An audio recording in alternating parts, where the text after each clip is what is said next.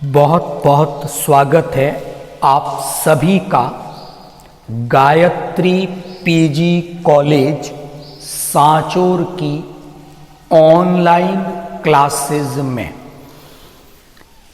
आज हम बात करेंगे बीएससी पार्ट फर्स्ट जूलॉजी के पेपर के बारे में। यूनिवर्सिटी के अगर हम सिलेबस को देखते हैं तो यहाँ जूलॉजी के कुल 3 पेपर हैं।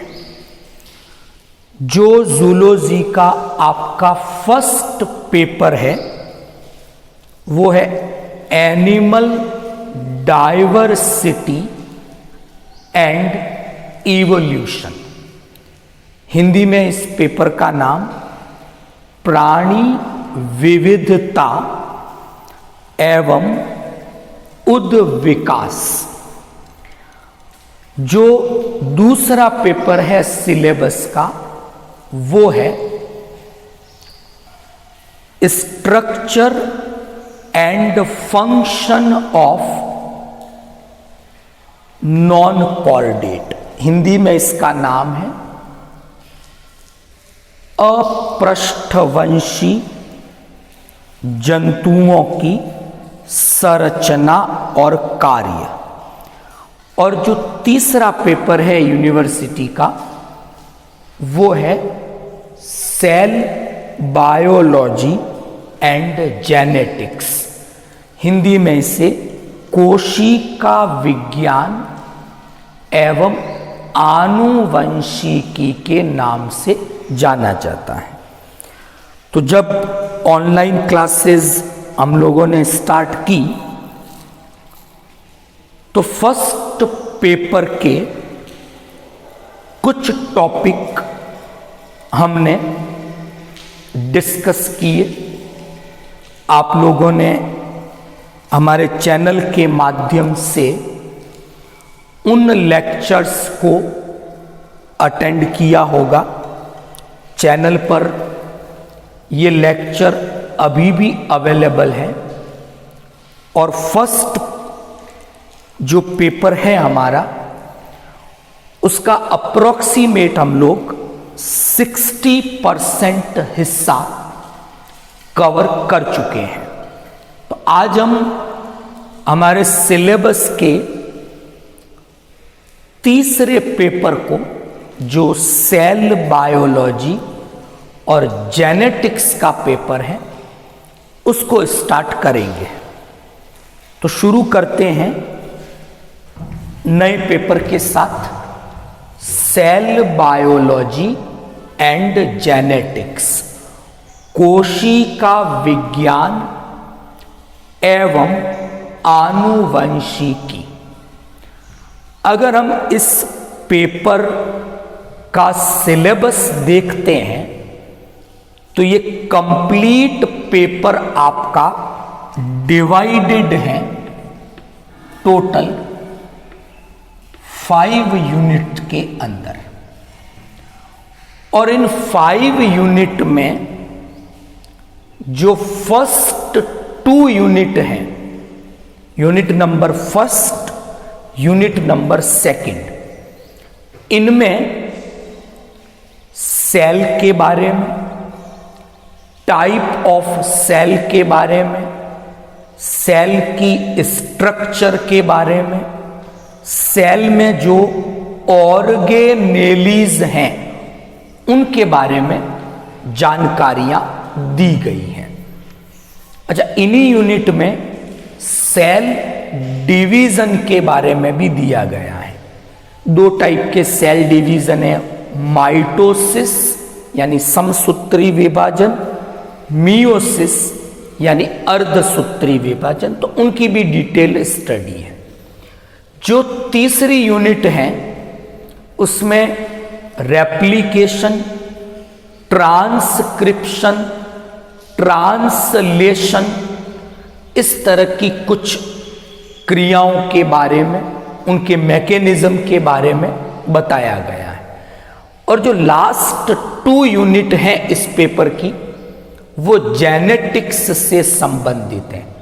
मेंडल के एक्सपेरिमेंट, मेंडल के लॉज जो थे वंशागति के नियमों के बारे में, क्या क्या अपवाद है उसके, वो ये सब कुछ लास्ट 2 यूनिट में दिया गया है। तो हम आज इस पेपर की फर्स्ट यूनिट से स्टार्ट कर रहे हैं और आज हम कोशिका की एक सामान्य जो चर्चा है वो आज हम करेंगे।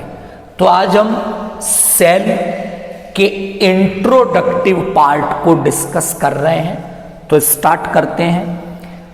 11th क्लास में आप लोगों ने सेल के बारे में थोड़ी बहुत जानकारियां पढ़ी होगी।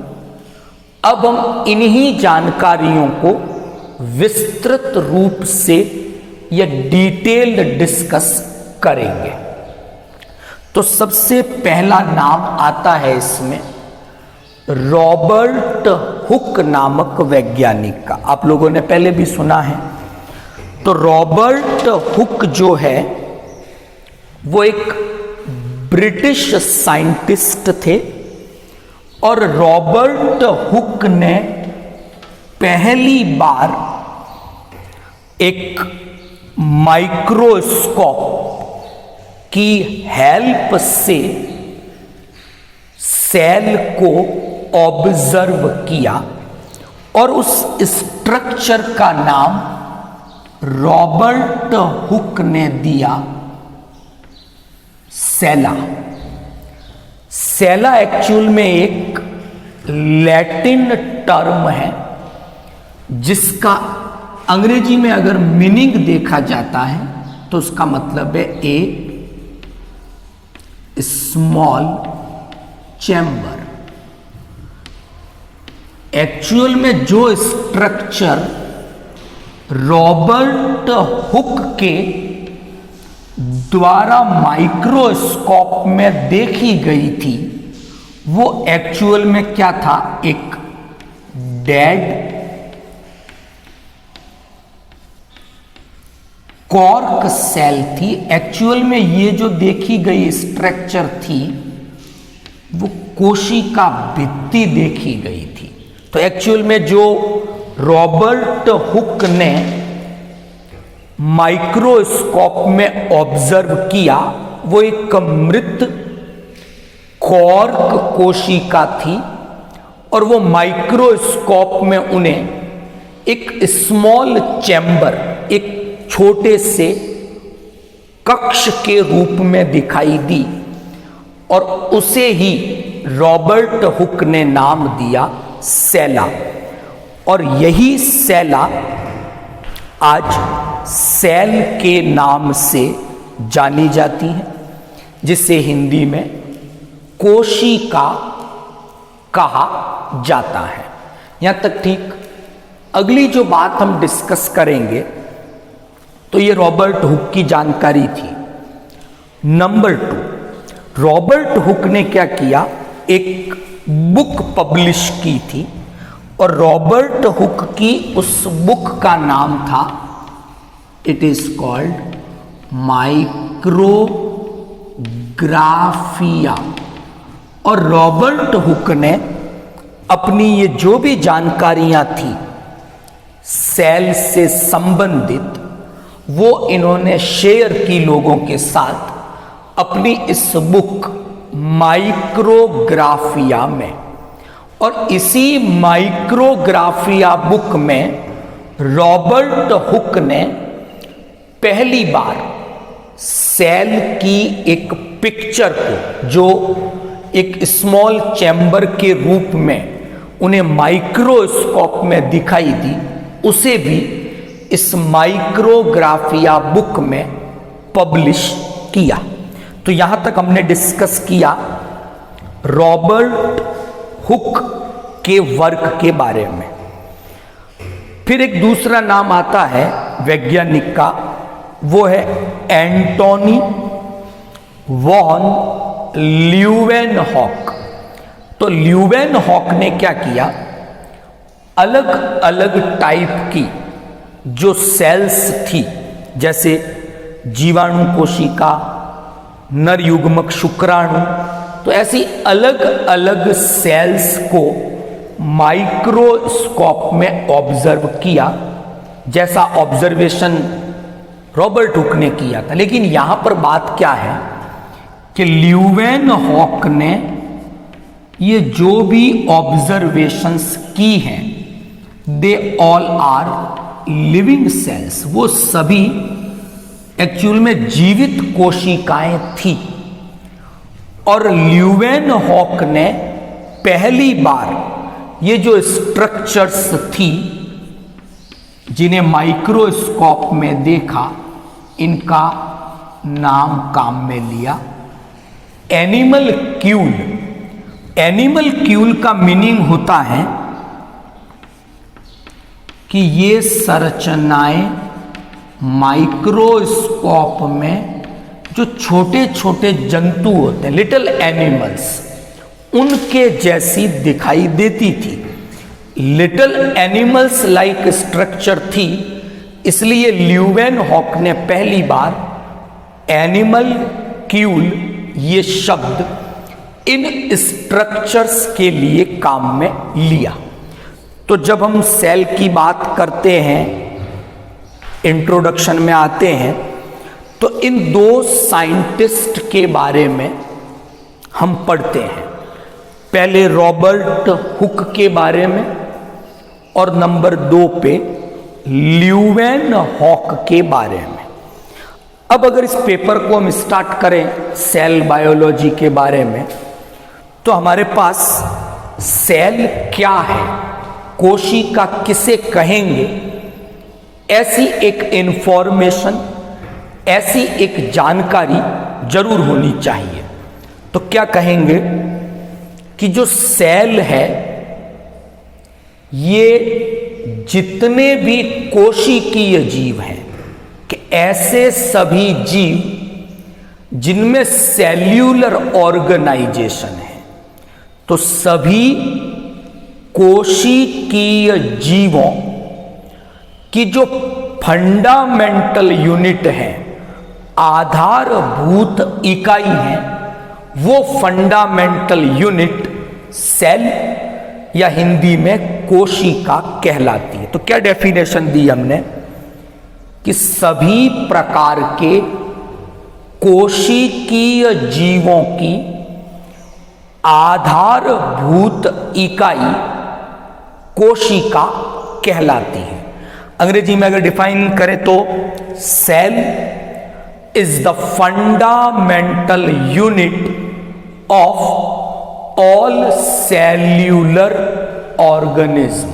तो जितने भी कोशिकीय जीव हैं, उनकी जो आधारभूत इकाई होगी वो कोशिका होगी, वो सेल होगी।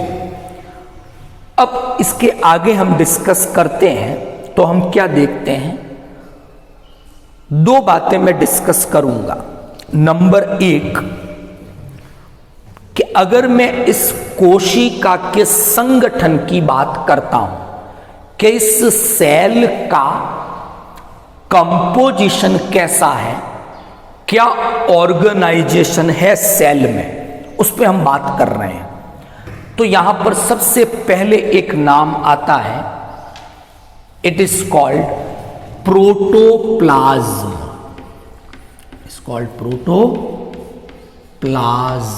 कल मैं डिटेल डिस्कस करूंगा, हालांकि इस पे अभी अपना केवल इंट्रोडक्टिव पार्ट चल रहा है। प्रोटोप्लाज्म पे डिस्कस करें। अगर हम एक सेल की स्ट्रक्चर को देखें तो एक सेल की स्ट्रक्चर में जितना भी लिविंग मटेरियल है, यानी एक कोशिका का समस्त जैव पदार्थ प्रोटोप्लाज्म कहलाता है। अब वो जैव पदार्थ हैं, लिविंग मटेरियल है, इसलिए प्रोटोप्लाज्म को हिंदी में जीव द्रव्य इस नाम से जाना जाता है। कल हम डिटेल डिस्कस करेंगे, अलग अलग वैज्ञानिकों ने जीव द्रव्य के लिए अलग अलग शब्द काम में लिए। कुछ वैज्ञानिकों ने इसे सारकोड कहा है, किसी ने इसे जीवन का भौतिक आधार कहा है, फिजिकल बेसिस ऑफ लाइफ। तो कल एक डिस्कशन हम करेंगे प्रोटोप्लाज्म के बारे में, जीव द्रव्य के बारे में। अभी केवल एक बात ध्यान रखनी कि जो प्रोटोप्लाज्म है ये एक कोशिका का लिविंग मटेरियल है।